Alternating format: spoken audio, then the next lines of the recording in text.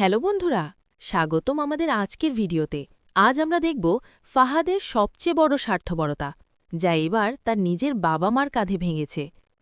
ফাহাদ, যাকে আমরা ইতিমধ্যেই অনেকবার স্বার্থপর দেখেছি, এবার তার বাবা মার সঙ্গে সবচেয়ে বড় ঠকানির ছক কষেছে। পেছনের পর্বগুলো মনে আছে তো?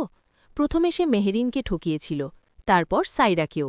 কিন্তু এবার সে নিজেই নিজের বাবা মাকে চতুরভাবে ঠকিয়ে বসেছে।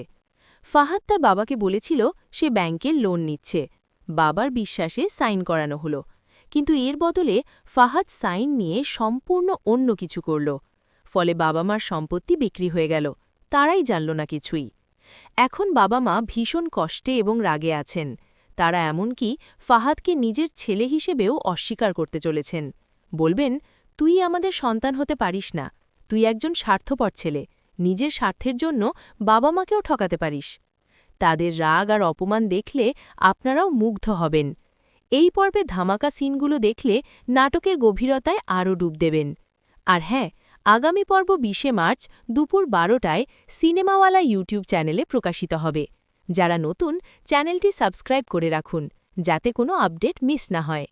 তাহলে বন্ধুরা, তৈরি থাকুন ফাহাদের এই চরম স্বার্থপরতার গল্প দেখার জন্য, where you can direct a voice, create realistic dialogue, and so much more. Edit these placeholders to get started.